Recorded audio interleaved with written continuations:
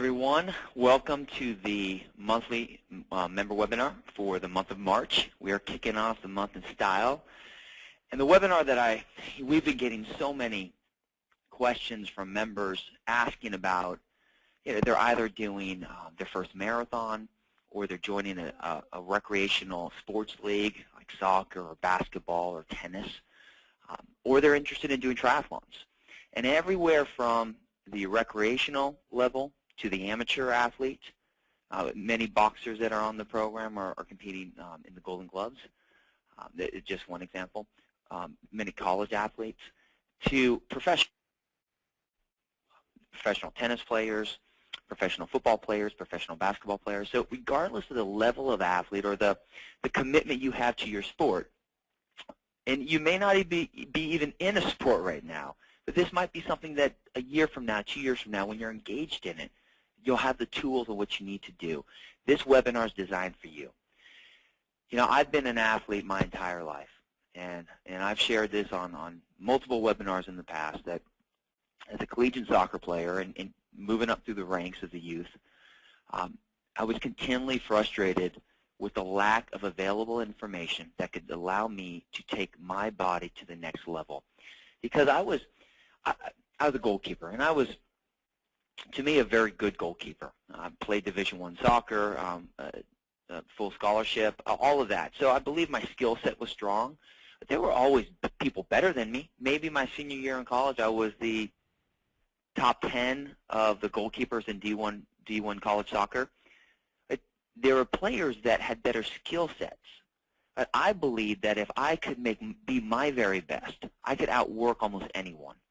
That if I had the right tools with my nutrition, it may not make me run faster or jump higher, but it would make me sharper, last longer, and outmatch my competition. And I went on a quest ever since I was 13 years old to find the answers, to actually get an understanding. And everywhere I turned, it just seemed like bad information across the board. I'd read a magazine, I'd try something. I would talk to a great athlete, and he'd say, "Oh, you need to do this shake, or you need to do this supplement," or I'd talk to my soccer coach in high school, and he said, "You got to carb load. You got to have a large pizza and soda right before the game, so all your muscle stores are full of glycogen." All of this stuff is what I was told as an athlete, and what I found out when I was done playing soccer is that I was all wrong. It was all outdated information that is passed down from generation after generation of coaches and parents off what they think you're supposed to do, what they were told in the 40s and the 50s and the 60s and the 70s. And when we look at our society as a whole with nutrition, whether you're an athlete or not, it's the same information. I mean, typically kids eat the way their parents eat, and they're being taught by their teachers or their environment that they're in, their parents, and athletes are the same. As a young athlete, we want to go to our leaders, and our coaches typically will teach us the position or the sport and the skills of the sport and the strategy. And no one's teaching us proper food intake. This resonated so strong with me when I was in Venice, California, and the American Heart Association asked me to speak to the marathon runners. And we did a whole series with them because this is the challenge. All these recreational marathon runners were fired up to run for charity and for a good purpose. Family and friends united, showing up every Saturday morning, making these long runs. There's a little glitch in the system. 80% of the runners were gaining weight. They were burning more energy than they had ever burned before, yet they were gaining weight because they did not know how to eat correctly. They were burning more fuel and feeding their engine with the wrong food, with the wrong fuel, with the fuel that spikes their blood sugar and was causing them to store fat. So regardless of the amount of activity they were now doing, as we all know, there's no exercise program out there that can combat a bad diet. When you're not eating correctly, when your blood sugar is not stable, and that's what I mean by correctly. It's not a right or wrong. Your blood sugar is either stable and you're feeding your body correctly, you're feeding your body optimally so it can work for you, or your blood sugar is unstable and it's not working for you. I mean, that's when I say right or wrong. It's not. I don't want to ever get into the right or wrong aspect. It's just there's a way the body is meant to be fed and there's a way it's not. If you feed it the way it's meant to be fed by stabilizing your blood sugar, everything works. And what I started seeing working with these marathon runners is that 80% weight gain was dropped immediately down to 40%, and the next year was dropped down to 10%. And the 10% was eventually dropped down to 5%. And then that 5% that was still gaining is just because they didn't want to do the program. They just wanted to, they were just trying to use the exercise as a way to justify their blood sugar spikes. So my whole point being, the webinar tonight, wherever you sit right now, you're going to get cutting-edge information that's going to allow you to take your sport to another level. And it's not about, in my opinion, it's not about beating your competition necessarily. It's about becoming the best that you can be. And I believe that if you feed your body optimally and you put the time in your sport, then you can practically overtake almost everyone else. And the older you become, if you're a female in your 30s and you're in a women's league, tennis league, you're going to have an advantage over your competition now, because the majority, 90% of your competition, is not being fed correctly. So we're going to really dive into this and provide you with the information that you need.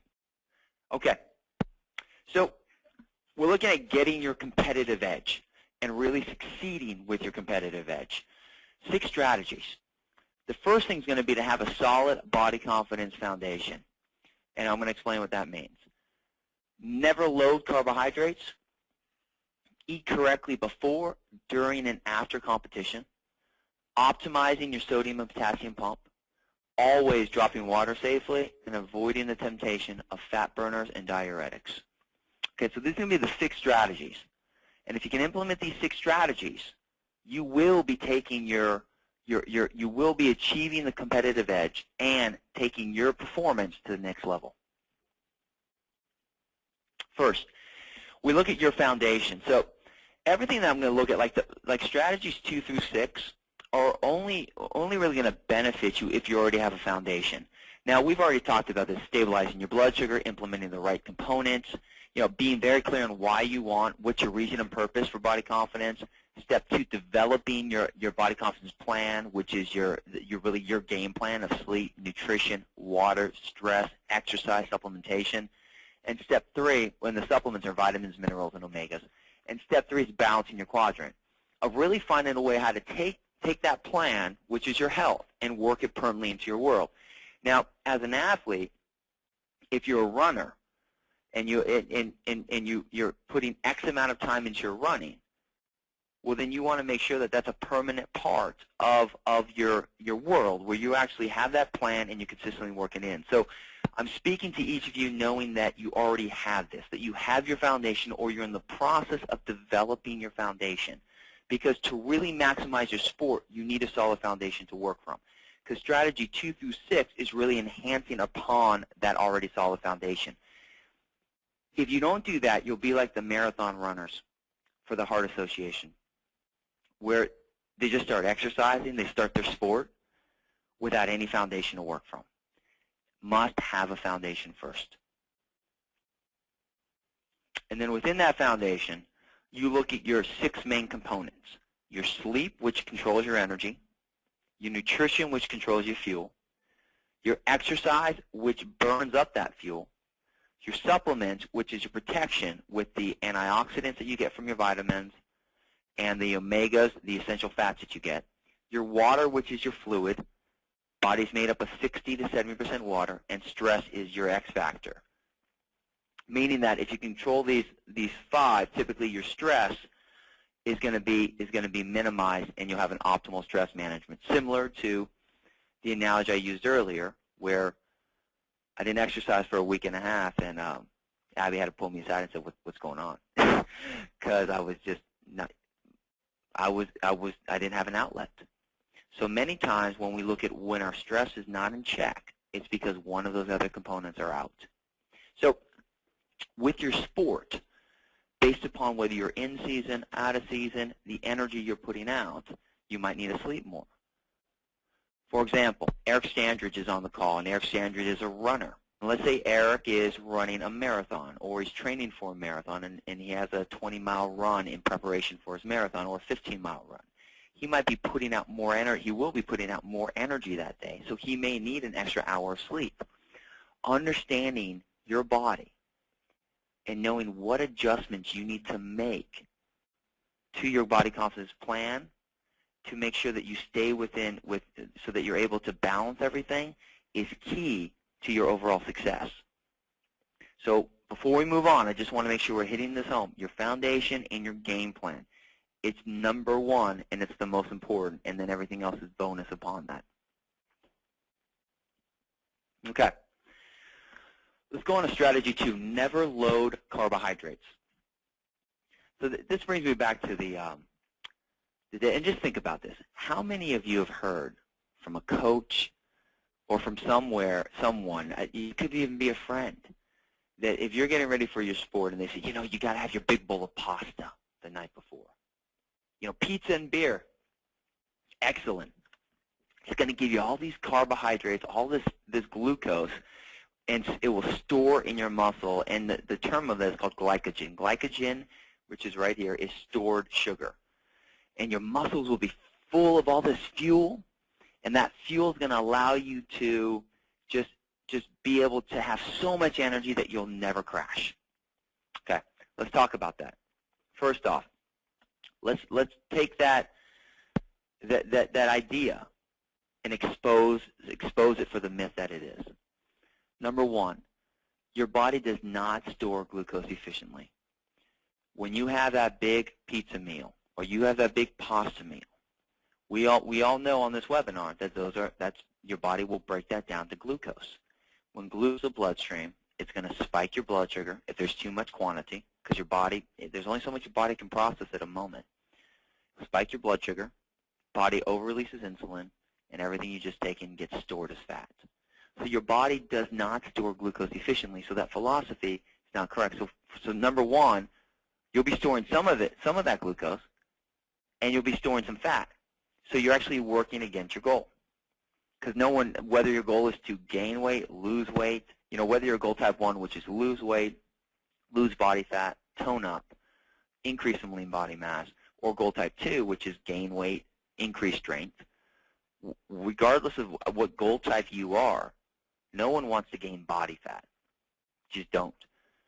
Okay, so body doesn't store efficiently. Now, let's move on to what it does store. The stored sugar, glycogen, in your skeletal muscle. Now, you have 3 types of muscle. Skeletal is the muscle that you control. Smooth is the muscle in your organs. And cardiac is the muscle in your heart. We don't control the smooth or the cardiac, so we're only talking about skeletal. And that's everything. So right now, if you raise your hand, if you tickle your nose, you scratch your head, that's all your skeletal muscle. Lift your leg. So the stored sugar, glycogen, let me just lift this up, in your skeletal muscle cannot be used as blood sugar. Let me explain what this means. Your body can store about 400 grams of sugar in its liver. So you look at on a fully fed state, you have about 400 calories. You have about 100 grams of sugar available within your liver. That's about 400 calories. That's what your liver can store. Kidneys can store a little bit. That can be utilized for blood sugar. Now, when we look at this, we look at the grams of sugar. You go to bed on a fed state. You sleep throughout the night. Your body has to keep breaking that down for sugar because your liver and your kidneys are the only 2 places where stored sugar can be utilized for blood sugar. So throughout a fasted state, you wake up in the morning. You don't have a lot of reserve, and this is why many times people think that you should exercise on an empty stomach, but actually that makes you break down muscle. You burn because you run out of sugar, your body has to cannibalize its muscle. Same thing happens in your sport because that's the only available blood sugar that when your body can't store it, you'll have to start cannibalizing muscle. And this is why. Your skeletal muscle, it lacks something called glucose 6-phosphate. And I don't want to be too technical here, but it's important you understand. The stored sugar in your skeletal muscle, your legs, your arms, your abdominals, your butt, your calves, your foot, your hand, all that skeletal muscle, every ounce of stored glycogen lacks something called glucose 6-phosphate, which means that stored glycogen in that cannot be broken down to blood sugar. So, for example, let's say you're running a marathon. And let's say your left quad, one of your muscles in your left quad, has a lot of stored sugar. But let's say your left hamstring ran out of its stored sugar. The stored glycogen in your left quad cannot be broken down to feed your left hamstring any glucose, which means that that fuel supply must come from the liver. If your liver is out of stored sugar, where is your body going to get the glucose it needs to continue to function? Your muscle. That's what happens when we look at when runners hit the wall and their body shuts down on them. They run out of fuel supply. And typically what they do is they then take one of those big glue goo packets, some type of liquid sugar, to boost up their energy, give them a temporary burst, and then bam, they crash again. That's why your body, that philosophy of carb loading will fail you. It doesn't work because your nervous system isn't functioning off the glucose in that quad. It functions off blood sugar. That's what controls our steady fuel supply, and that's what controls whether your pancreas is over-releasing insulin or glucagon or maintaining homeostasis, which is balance. Number 3, you will experience energy drops during competition. This is all because carb loading spikes your blood sugar. When your blood sugar spikes, you over-release the hormone insulin, which crashes you back down. And then what do? We crave. We eat carbs again. We go up. We come back down.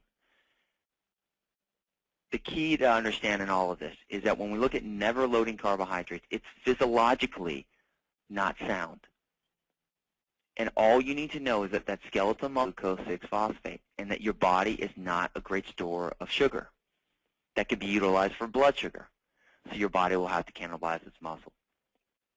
Okay, so that being said, the next thing we're looking at is strategy 3. So what should be your pre, during, and post meals? Well, your body is a refuel as it goes machine. So I want everyone just to take a step back and hear that. It's a refuel as it goes machine. Think back to the baby analogy that I've used many, many times. The moment a baby is born, they need to feed at least every 3 to 4 hours. They eat a certain amount of calories per sitting, and they eat protein, fat, carbohydrates, probably 5 to 6 times a day.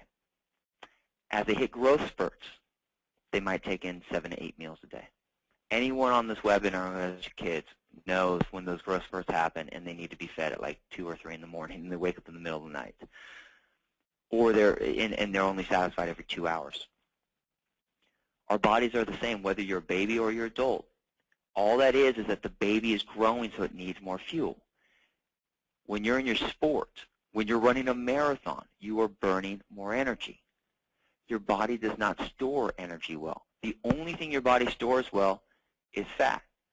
And unfortunately, it doesn't release fat if it's not being fed consistently, because since it can store it well, it stores it for points of starvation because it has twice the energy that protein and carbohydrates have. So your body won't release fat when it's deprived. It will store the fat and burn the parts that you don't want it to burn. And this is why I think so many people struggle with the dieting mindset. They think that their body will burn fat for fuel. It can't. Fat can't be converted to sugar. So you have to feed your body consistently throughout your activity. And this is what we focus on. First thing, your pre-competition meal. There's no carb load in here. It's a high-quality protein, high-quality fat, complex and simple carb, maintaining in your nutrition parameters. Now let me explain what I mean by complex and simple carb. Complex carbs, oatmeal, brown rice, sweet potato, beans. Those are high-quality complex carbs. They're more dense, they're more calorie-packed. And typically if you only eat them, they're going to, they can cause more fluid retention, and when eaten in abundance, they can bloat you a little bit and not optimally stabilize your blood sugar. It's probably too many carbohydrates. But what we've seen is if you only do simple carbs, which is fruits and vegetables, those are more simple carbohydrates, and the sugar molecules, they're single sugar molecules like fruit, an apple, banana. They're single sugar molecules, which means they break down much faster and spike your blood sugar. So typically if you only eat simple carbs, your energy, it like goes up and comes down. So the meal will only satisfy you for about 2 hours.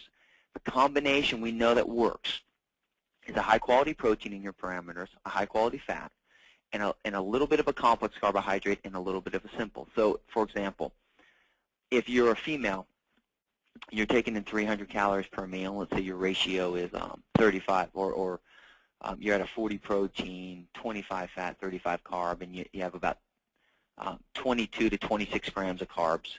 Or you have 300 calories, 35, 35, 30. You have about 26 grams of carbs. About 13 grams of those carbs would come from a complex carb, about 13 from a simple carb. So you would just split the carbs in half between the two types of carbs. That will keep you stable throughout. So you want to make sure you're feeding yourself. So that keeps your blood sugar going. We don't want to overdo anything. Then we're looking at during your competition. What are you going to have? Now I know many people think that that's when you do the glucose supplement. Well, once again, that's just sugar. It's going to spike your blood sugar and over-release insulin. It's important to know that if you know blood sugar, if you just have glucose, you will always just spike your blood sugar. If you just eat an apple, it will be broken down to sugar, and you will spike your blood sugar, always. So we need to take the same philosophy that you're doing every single meal throughout your on the program and apply that to your competition. Now, if you're running a marathon, or you're on a bike, or you're in a tennis match, or you're on a soccer field, or you're on a football game, or a basketball game, you're not pulling out chicken, nuts, and some oatmeal, or chicken, some oatmeal, some apple, and some peanut butter. You're not doing that. So what we're looking at is a protein bar or a shake. Now the protein bars that I love the Power Crunch bar because it's made with a hydrolyzed whey protein powder, which means it's made with, hydrolyzed means that it's broken down into smaller molecules for easy absorption. So I love the Power Crunch bar. Another good bar is a Think Thin bar. So I would choose between those two. We've seen great success with those two bars, Power Crunch and Think Thin. Now, if you're not a bar person, and you wouldn't eat the bar the whole time, maybe you cut it in quarters and you just eat it every 10 minutes. It's kind of like, they're great analogies. I said earlier about when a runner hits the wall. You want to catch it before that happens. If you're starting to feel low blood sugar, you waited too long to eat. We need to get you before it happens. So you cut your bar maybe in quarters. If a bar is not there, you can do a shake. Like when I cycle, I do a shake. And this would be the formula. Based upon how long you're going, if you're going on like a 3-hour ride, well, you might have to do like 3 servings of this. But I would do 1 scoop of Proto Whey, which is a hydrolyzed protein powder that's made by B&RG. If you don't want Proto Whey, you can do the only 2 other brands I'd recommend would be Pro Complete, made by Optimum Health, and J-Rob protein powder.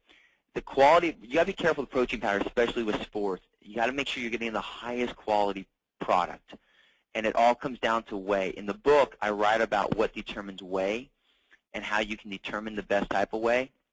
And a good analogy is to think of a grocery store, and think of your nice Thanksgiving turkey breast. Thanksgiving turkey breast, 1 ounce of regular fresh turkey breast, 1 ounce has 8 grams of protein. If you go to the deli and you get boar's head, good quality sandwich meat, 1 ounce of boar's meat has 6 grams of protein. If you go to the prepackaged section of the grocery store and you get the watery sandwich meat, 1 ounce has 5 grams of protein. Take a step back and think about that. Same weight. They're all 1 ounces. But one has 8 grams of protein, 6 grams of protein, and 5 grams of protein. What's going on? What's the additional, what's causing them to lose the protein? The more processed turkey is, the more nitrates and water is injected into the meat, where a Thanksgiving breast is just the turkey. That's the most natural.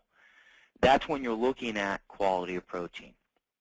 Hydrolyzed whey is like the Thanksgiving turkey breast, the best absorbed protein powder made. Whey isolate is like the boar's head meat, and whey concentrate is the bottom of the barrel protein powder, prepackaged sandwich meat. When you go and you look online and you can buy 10 pounds of whey protein for $20, you get what you pay for.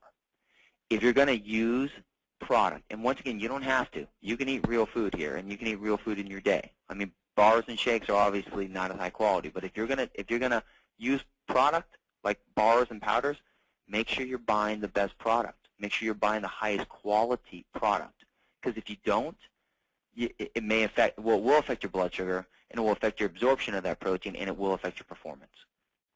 Okay, so those would be what you do during the competition. Then your post-competition meal, same as your pre-meal. You just get another meal in. Now, depending on if you hit the wall, depending on what happened, you may need to eat 2 hours after the competition because of the energy you burn. Like when I go for an hour-and-a-half ride, or I go for like a 40-mile ride, and I really blow it out, because I'm hot, especially in the summertime here in Georgia, if it's hot, my appetite might be suppressed, and I might lose touch of it. So even though I'm still drinking my shake throughout, I might have let my blood sugar drop a little without knowing it. I might eat a meal right after, and then I might be hungry an hour later. I understood what happened, and I'll make the adjustment the next time I ride. So it's a continual learning process. But when you work hard, you might have to have another 1 or 2 meals throughout that day, and possibly the other day. Now, one more point before I move to strategy 4. If you're doing a high-intensity sport, like singles tennis, triathlons, cycling, basketball, running marathons, anything like that, there's an opportunity that you might have sugar drops, like blood sugar crashes, like hitting the wall. You should have some of the glucose supplements, like GU. Hammer Nutrition is what I recommend. Oh, sorry, I didn't talk about Recoverite. Hammer Nutrition, they're a great company. And Recoverite, sorry, back to that shake formula. It's a scoop of protein powder and a scoop of Recoverite. Recoverite is an electrolyte-based carbohydrate, high-quality product that the combination of the two provides you with the nutrients you need to keep your body flowing. Hammer Nutrition, to me, when you talk about performance, like sugar, recovery drinks, as long as they don't have enough protein in it, so you have to add some of your own protein. But their recovery drinks and the quality of the glucose supplements, even though I'm not a big fan of you using them, it's important to have on hand in case you do hit the wall. Because if you hit the wall, you have to make sure that you have something that's going to allow you to get through. So 1 scoop of a powder, 1 scoop of Recoverite, and then 1 teaspoon of olive oil. The combination of that's 1 serving. And the length that you're going, you might have to do 2 servings, 3 servings, 4 servings. Joe Foster is a professional race car driver. He does 3 servings in his race during his race. So once again, and then based upon his performance, we'll adjust that dosage, looking at how he goes, how he feels, if he's having a sugar crash. In the hotter environments, he might have to up that to 4 servings. Okay. So you want to have that GU or that sugar substitute on hand. If you have to use it, take a step back, evaluate why, and then make the adjustments. Okay, strategy 4. Well, actually, quality of food. This is a quality food chart, and this is in the Help Support tab in the member handbook. And basically, we're looking at your pre- and post-meal should be the highest quality food items. Less processed, least refined, less ingredients. And the simplest way to look is if it has minimal, less than 4 ingredients on the label, it's a high-quality product. You'll see bars and powders are a little bit low, obviously, on the lower quality. I'd say Hydrolyze is more medium quality. Because I think Hydrolyze, for that, the quality of it gets absorbed similar to the medium quality. But the key here is to know that obviously your goal is to be at the highest quality, and then you can work these in. These will give you the best blood sugar stabilization going into your event and the fastest way to recover after your event. Strategy 4, optimize your sodium and potassium pump. Okay. I'm gonna talk a little bit here about some science about what it is. So your sodium, so I earlier said that 60 to 70% of your body is made up of water. Sodium is fluid inside the cell, where potassium is fluid outside the cell. And let me kind of give you a background on what sodium is. So sodium is responsibility, it regulates your blood volume and your blood pressure. And potassium regulates the control of your skeletal and cardiac muscles. So basically, these are two minerals, and they're two electrolytes, and they're called that because they're positively charged. And their entire purpose is to keep water balanced inside and outside the cell. And it's always equal. So if sodium is being released, then the cell loses balance. So it's always about keeping balance. Just like blood sugar stabilization, it's always about balance. So what we have to make sure you're doing during your sport is that if you're in a hot environment and you're burning and you're sweating a lot, we have to make sure that you're not going to be having electrolyte imbalance, which will cause challenges to your actual blood volume and blood pressure, and also control of your skeletal muscles.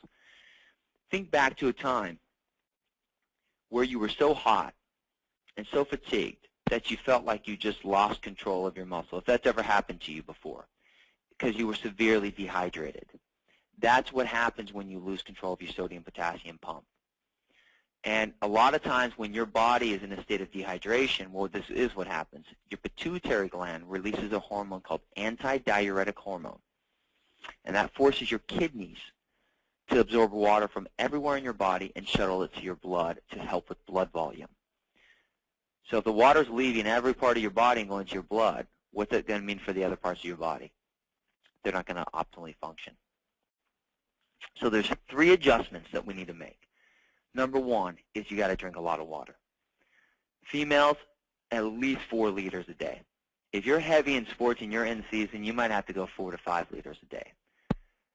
Water can't hurt you, and you want to make sure your urine's always clear. But it's critical that you're always getting enough fluid, because once again, if your body is in a dehydrated state, there's no way you can perform at an optimal level.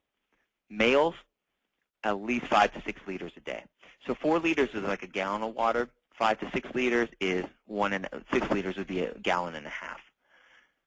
Based on your size, for male and female, like the bigger you are, like a male that's in the 220s, 230s, 240s, like an offensive lineman in the 300s, they got to drink more than that, probably 8 liters a day. So the bigger you are, the more you perspire, the harder you train, and the hotter your climate is, you have to drink more water. You want to eat high-quality foods. Every gram of sodium holds on to water molecules. So higher quality foods have less sodium. Less sodium will prevent bloating. So the idea here, when we're looking at optimizing your sodium-potassium pump, you want to eat clean, high-quality foods. Number 3, you could take an electrolyte tablet when necessary. Tablet, sorry about that. Recover Right, that's why I recommend that drink. It has an optimal electrolyte balance. So ideally, you could choose like a recovery drink as long as you're having your balance ratios that has that. Electrolyte tablets don't have calories, though. So many times, if you're running and you feel like you're starting to you want to learn how to catch it before it happens, but initially you might start feeling it, that you're starting to cramp a little bit, your body's not working for you. That's an electrolyte imbalance. Take the tablet, it's going to help you. If you implement these 3 things, you should prevent dehydration, you will prevent cramping, and you will learn if you do cramp and if you are dehydrated that you just need more one of these 3 things. Okay, so that's how you optimize your sodium-potassium pump. This affects every single cell in your body. I just want you to think about that, because we don't see ourselves. So we don't think about our body just works for us. But 60 to 70% of our body is water. This affects every single cell. Make sure you balance that pump. Okay, strategy 5. You always want to drop water for sports safely. And there's 2 categories of sports. Non-specific weight. That is like soccer, basketball, football, tennis.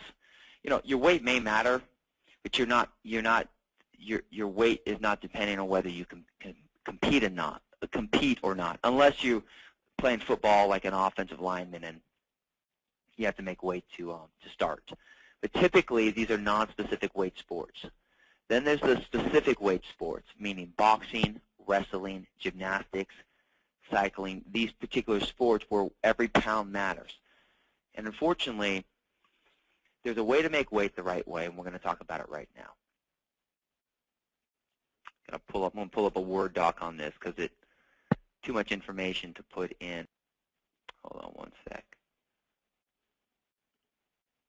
Okay. Okay, so the first thing is this. There's 7 steps. First thing is you're going to want to keep your weight within 5 pounds of your competing weight. The mistake that I see bodybuilders make, wrestlers, boxers, is because they do these things through deprivation. They cause like this severe restriction. And think about a time that you've ever severely restricted your body. What's the first thing you want to do? Take a break. Because they do that, they have this heavy rebound. I mean, I've shared it in the past when I did my first big photo shoot, and I was shredded. I was so deprived. I did it completely wrong years ago, completely wrong. Total deprivation of calories and carbohydrates. The next day after the shoot, well, actually 2 days later, we went to Vegas. 3 days of all you can eat buffets, and I put on 24 pounds of weight. Now, only a little bit of fat, but that water weight. That's the type of craziness that happens. That's a rebound effect when you do this severe deprivation. 24 pounds in 3 days. Crazy. So when we look at dropping water weight safely, you need to keep your weight within 5 pounds of your competing weight. So if you're wrestling at 160 pounds, you don't want to be above 165. Stay within that range. I know many people think that it's the only way that you can put on, size, that you have to bulk up. It's all outdated information. You have to bulk up. If your blood sugar's stable, you put your body in an anabolic environment, you're getting a positive growth, you're having more nitrogen coming in your body than leaving, your body's going to build muscle. So you don't need to put on a ton of weight and fat to bulk up. Step 2, eat plain, sodium-free food. Once again, the higher quality food you eat, the better. And when we talk directly about dropping water weight, now this is when you actually drop. So you keep your weight within 5 pounds. You eat sodium-free food 3 days before. And what you would do is you were going to follow your recommended calories, nutrient ratios, and meal interval guidelines, and only eat these foods. So protein, it should only be fresh protein. No packaged, frozen, or ground meat. Now this isn't always. This is, let's say you have a wrestling match, a boxing match, a competition, and you need to be at an exact weight. Or let's say you're not in a sport at all and you want to look amazing for a particular day, like a photo shoot, like Chelsea Handler, who did the cover of Shape and is in the wrote the forward of the book, and is in that Shape cover is in the book Body Confidence. This is exactly what we did. She stays within a particular weight, and she did this 5 days out. So you can do it either 3 days or 5 days out, depending on how your body reacts, meaning how quickly you can drop the water weight. Only fresh protein. Chicken or turkey breast, extra low-sodium tuna. It's got to be the extra low-sodium tuna. Low-sodium protein powder, salmon, and all other fresh fish. So because remember, sodium holds on to water, we want to make sure we have low sodium so that you're dropping water weight. Fat should be salt-free nuts, salt-free nut butters, avocado, no sodium oils, and dressings. Carbohydrates, fruits, vegetables, oatmeal, brown rice, and sweet potatoes, only the high quality. And meal replacements like bars and ready-to-drink shakes, none, way too much sodium. Step 3, drink distilled water starting 3 days before your competition. So if, like, for example, whatever event you're doing, you would want to start drinking distilled water. Distilled water is like, it has nothing in it. It's the purest of water. And now, I know some health professionals say it's bad for you. That doesn't make any sense. Distilled water doesn't have anything. It's just water without minerals in it. So it's completely healthy, and it's considered pure water. Here's your water schedule. So the idea is this. You want to flush out all the sodium, and then you dehydrate yourself right before the competition so that your body's not holding right before weigh-in, and then you can rehydrate before the competition. Now, this isn't what you're doing. I just want to make sure that this is for sports that need to drop weight. Sports that don't, doesn't matter, but this might be, if you want to look great for a particular day, it's not something you do every week, but it's something that you can do occasionally for that, and knowing that you just put the water weight back on. Day 1, females 4 liters, males 8 liters. Day 2, females, you cut that in half. Males, you cut it in half to 2 and 4. Day 3, females 1 liter, males 1 liter. So you flush everything out because sodium's attracted to water, so you flush out the sodium, and then immediately you're going to come right back in and you're going to dehydrate the body. Hold on, yeah, good. Yes, Terrence, that's great. Anyone who has questions, just write your questions now, and then I'll answer right when the webinar's over. That's perfect. Yeah, we're going to have full Q&A after this, so you can type in your questions in the question box. Step 4, use the water extraction method to eliminate excess water and bloat. I learned this on Ivy and I in 2001 at our honeymoon in Jamaica. We were at a resort, and they were. I don't drink, but everyone else was drinking pretty heavy. And the Japanese created. Well, this is what I was told, that the Japanese created this, and it's the idea that you're doing steam room or sauna, like steaming for 10 minutes, and then you're plunging in a cold pool, and then you go sauna or steam again, and then you plunge into cold water, and then you go back to a steam or sauna, and you do that, and each time you plunge and then actually go into the steam or sauna, the heat, you expel more water. So imagine in Jamaica, 50 drunk people going from the steam room for 5 minutes, then plunging in a cold pool, and then the sauna, and then a cold pool. It was a sight to see. And I was sober, so it was hilarious. Okay, but with that, this is what you would do. You would take 1 minute warm shower to open up your pores. You then go in the sauna or steam room for 5 to 10 minutes. Heat's going to open the pores, and you'll sweat a lot. Then take a cold shower for 1 minute. That's going to close your pores. Then go back in the heat. It's going to release. That's going to force you to release more water. And then finally take another cold shower for a minute, and then repeat 1 or 2 more times. You got to be careful with this because it can really dehydrate you. So make sure that you're drinking your water throughout it. But it will really help you drop more water each time rather than just sitting in there for a while, in the steam or sauna. And I don't recommend sweatsuits. It's too hard to control your body temperature.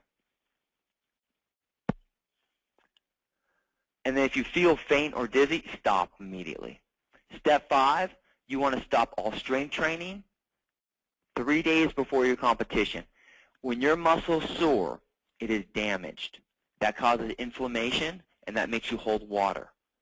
So if your goal is to drop weight before an event or a competition, you want to make sure that you're stopping your strength training. And legs should be stopped a week before because that soreness takes longer to leave. Step 6, make sure potassium is available to you. So we're manipulating your sodium-potassium pump.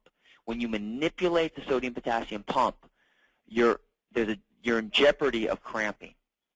So it's important that you have potassium available in case you just do cramp. You can do either liquid potassium or some tablets that will help you, that will provide your body with the right balance of sodium to potassium to maintain proper electrolyte balance. Step 7, but because you eat high-quality food, you should be getting enough potassium.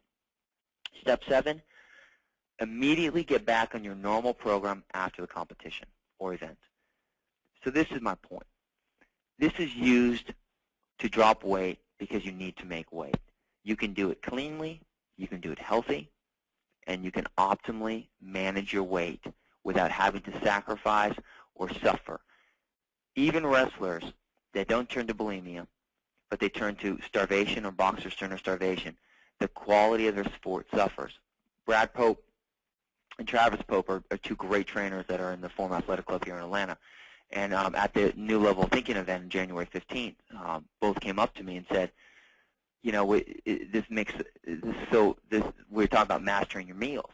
And they're saying, you know, you're so right, because even though we were great wrestlers, we would always suffer with energy and our strength during our match because we were so deprived going into each match.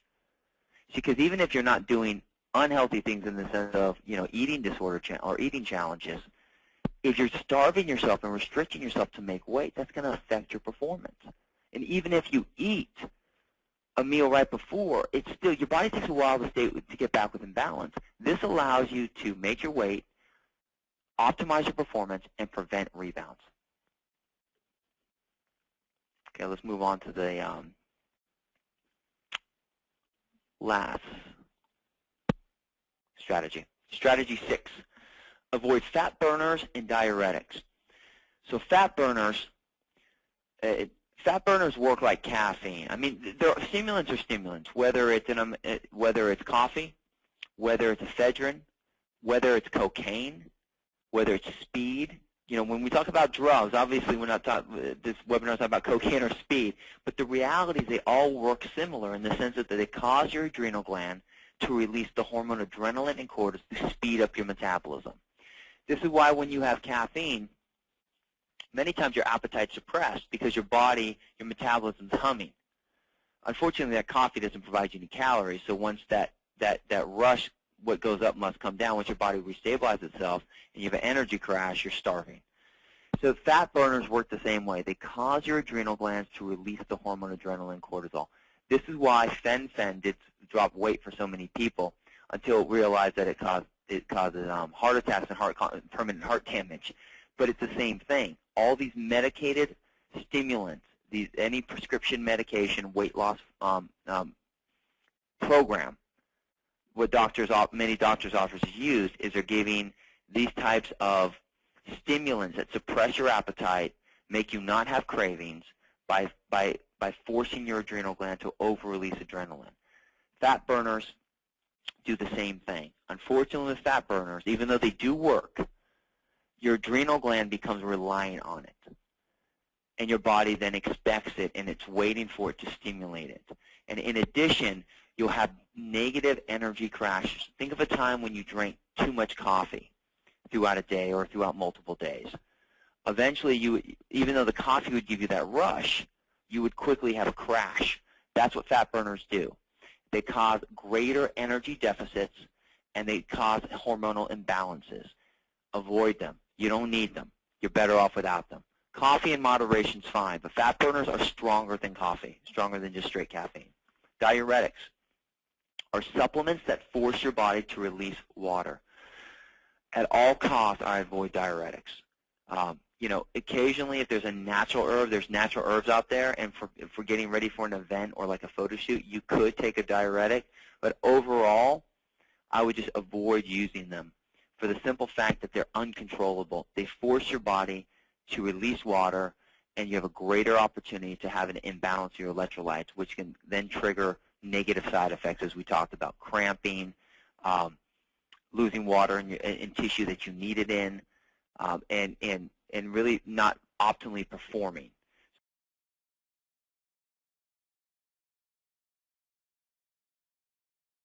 So the key here is I would suggest is avoid the fat burners, avoid the diuretics. You don't need them. If you implement the right strategies and you learn your body, you can get the optimal result without them. Okay. So two things I want to, two clients I want to share with you. So Tally Sanders, and what I just talked to you about, hold on, this is on a, I think a rotation. I don't know how to pause this.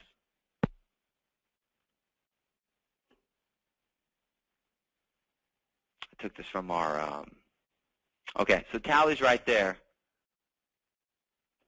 I know what to do. Okay, so Tally's right there, and Tally came because she really wanted, as an athlete, she was competing in the Ms. Fitness USA, and she wanted to increase lean body mass. She wanted to strip down body fat, change her physique, and in addition, she really wanted to have the endurance to last in that competition. If you're familiar with the Ms. Fitness, it's a combination of body, of how you look and how you also interviewed, but really your routine, which is so heavily focused on gymnastics. So we focused obviously on setting her up with the right plan with her program, her nutrition, her exercise, dialed her in with that. And then we implemented dropping the water to make her look her sharpest for the actual bikini competition. That actually bikini right there is from that, if you can see the difference.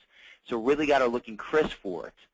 And then we focused on maximize. She didn't do any type of carb loading. She didn't have to load up before to look optimal on stage. She just followed the strategies that I just laid out for you, and she did amazing in her competition.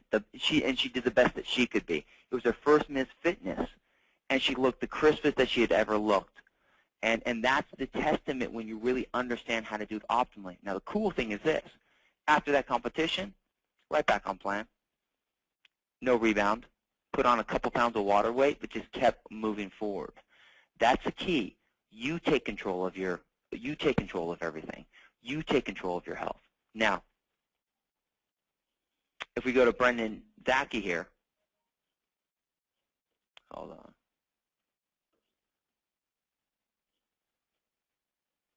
Brendan Zaki is a tennis pro. And Brendan came because he could not, his challenge was he was fading in matches and he could not recover in the following matches. So what we focused on was making sure that he was feeding himself throughout the tennis match. That was, besides obviously getting on the program, his biggest thing was making sure that his pre, during, and post meals were spot on. And what we did is he eats a Think Thin bar and a Power Crunch bar. He alternates back and forth. I mean, it depends on what he's in the mood for, but both work for him. He likes that over a shake.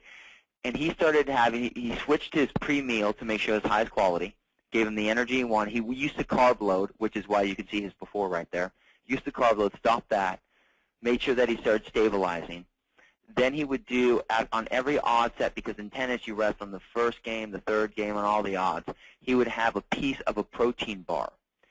And then come the first set, the second set, third set, fourth set, and sometimes fifth set. His energy, he would only get stronger than his competition.